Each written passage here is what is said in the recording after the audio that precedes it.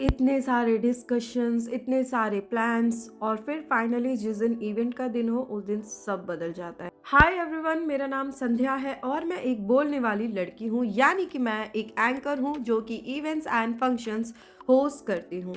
So welcome back to my channel and my another event blog. कैसे हैं आप सब? उम्मीद करती हूँ आप लोग अच्छे होंगे, बेहतर होंगे, मस्त होंगे, स्वस्थ होंगे, अपना ख्याल भी रख रहे होंगे। तो आज मैं जा रही हूँ फिर से एक और फंक्शन होस्ट करने, जो कि था सिल्वर जुबली यानी कि 25th एनिवर्सरी का फंक्शन। और ये इवेंट मेरे पास 1.5 महीना पहले ही आ गया था और जिनका ये फंक्शन था उनसे मेरे इतने डिस्कशन हुए, इतने सारे डिस्कशंस हुए, मतलब पूरी फैमिली से ही, उनके सिस्टर से, उनसे और उनके भाई से, सबसे, मतलब काफ़ी सारे। और है ना, कोई कोई फैमिलीज ऐसे होते हैं, जैसे कई बार ऐसा होता है जिनके घर में फर्स्ट टाइम फंक्शन होता है, उनको सब कुछ ऐसा लगता है कैसे होगा कैसे होगा। अब हमारा तो रोज़ का काम है तो हमें पता है कि कैसे होगा, बट उनको डिस्कशन करने होते हैं, उनको बातचीत करनी होती है, उनको प्लान्स बनाने होते हैं, प्लानिंग करना होता है उसके अकॉर्डिंग। और जब इतने डिस्कशंस होते हैं ना, तो मुझे अपनी काबिलियत पे शक होने लगता है। मुझे ऐसा लगता है क्या मैं ये कर लूँगी? और फिर मैं ये सोचती हूँ क्या सोच रही है तू ये, कि तू कर लेगी या नहीं, तू सब कर लेगी। पता नहीं, जब किसी चीज़ के लिए बहुत ज़्यादा डिस्कशंस होते हैं या बहुत सारी बात होती है ना, तो मैं थोड़ा-सा कन्फ्यूज़ हो जाती हूँ। मुझे पता है कि मुझे क्या करना है, फिर मैं ऐसे हो जाती हूँ जैसे क्या ये मेरा पहला इवेंट है? क्या मैंने कभी होस्ट नहीं किया है? क्या मैं ये फर्स्ट फंक्शन होस्ट करने जा रही हूँ? Something like that. बट ये बहुत ही अजीब-सा फ़ील होता है। तो मैं सैलून होके आ गई थी, उसके बाद रेडी हो गई थी, रेडी होके घर से निकल गई थी और अपने वेन्यू पर पहुंच भी गई थी। और ये वेन्यू झिलमिल मेट्रो स्टेशन के बिल्कुल नज़दीक है, झिलमिल में ही है, अबीर बैंक्वेट हॉल, जिसमें मैंने महिमा चौधरी वाला इवेंट भी होस्ट किया था, अगर आपको याद हो, अगर आप मेरे इवेंट्स ब्लॉग देखते हो तो। अदरवाइज़ नहीं तो मैं आपको बता देती हूँ, ये शाहदरा के झिलमिल में पड़ता है, अबीर बैंक्वेट हॉल, और काफ़ी अच्छा, काफ़ी सूटेबल रहेगा आपके किसी भी फंक्शन के लिए। ऑल्दो इसके जो इवेंट मैनेजर हैं और जो इसके ओनर हैं, जो यहाँ पर पूरी टीम है, वो बहुत ही कोऑपरेटिव है, आपको सर्विस एकदम बहुत ही बढ़िया प्रोवाइड की जाएगी। तो फाइनली यहाँ पर मैं आ गई थी इवेंट पर और अपना काम स्टार्ट भी कर दिया था थोड़े इंतज़ार के बाद, और जैसा प्लान हुआ था वैसा कुछ भी नहीं हो पाया। तो मैं आपको बता दूँ, आज दो कपल्स की एनिवर्सरी है। एक तो वो मेन कपल जिनका ये फंक्शन है जो आगे हैं अभी, जिसको आप देख पा रहे हैं, और एक कपल पीछे के साइड है उनके, उनकी भी आज एनिवर्सरी है। तो ये लाइक जीजा साले ऐसे रिलेशन में लगते हैं।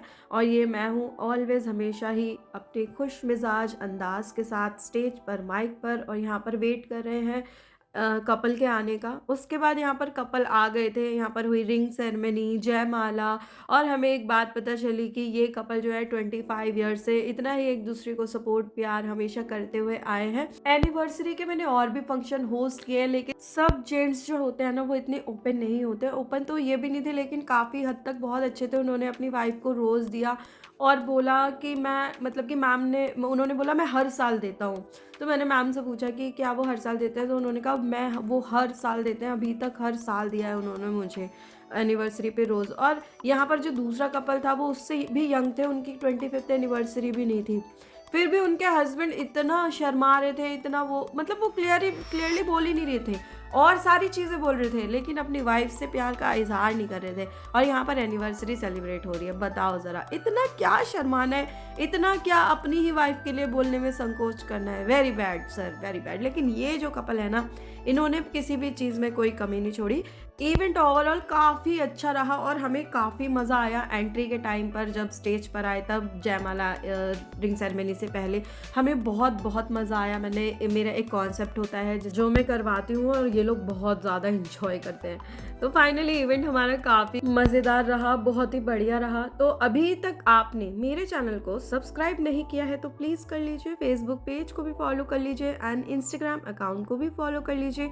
और ये देख लीजिए मेरा विदाउट फिल्टर मेकअप का लुक कैसा है। और यहाँ पर मैं घर पर पहुँच गई थी, इवेंट से निकल गई थी, कुछ खा पी के भी नहीं आई थी मैं। फिर आने के बाद मैंने अपना वही रूटीन फॉलो किया जो मैं करती हूँ, लेकिन हर बार मैं कुछ क्लिप्स बनाती हूँ बस, लेकिन रील्स नहीं बनाती, सिर्फ ब्लॉग के लिए बनाती हूँ क्लिप्स। तो इस बार मैंने 2-3 रील्स भी बना ली, क्योंकि मुझे लग रहा था कि चलो मैं बना लेती हूँ। फिर मैंने रील्स 2-3 रील्स बनाई, ज़्यादा नहीं। उसके बाद चेंज-वेंज किया, फिर अपने खाने का थोड़ा बहुत देखा। देखो मैं इतने सारा खाना छोड़ के आती हूँ, सब लोग मुझे बोलते रहते हैं कि खाना खा लेना। जो सर थे उन्होंने स्पेशली बोला प्लीज़ खाना खा के जाना, जो वेन्यू था जिनका, उन्होंने भी बोला कि टेस्ट करना। हमने वहाँ से वो बुलाया, जो भी उनकी आज कुछ स्पेशलिटी होगी, लेकिन मैं नहीं खा पाई। मुझे अकेले की वजह से बहुत ही अजीब-सा ऑकवर्ड लगता है खाना खाने में, पर कोई बात नहीं, तो घर पे जो होता है बस मैं वही खा लेती हूँ। तो चलिए इस ब्लॉग को मैं यहीं पर एंड करती हूँ, मिलती हूँ नेक्स्ट ब्लॉग में। तब तक मेरे ब्लॉग को ढेर सारा प्यार दे दीजिएगा, ढेर सारे व्यूज़ दे दीजिएगा। और यहाँ पर मैं चेंज-वेंज करके अपना आराम से मस्त रेस्ट करने वाला मोड मेरा ऑन हो गया है अभी। और मैं देख रही हूँ कोरियन के ड्रामा, यानी कि ट्रू ट्रू ब्यूटी जिसका नाम है। काफ़ी अच्छी है, मुझे बहुत इंटरेस्ट आ रहा है देखने में। और यहाँ पे मैं थोड़ी नौटंकी करते हुए, चलिए ठीक है, thank you so much everyone, thanks for watching, bye.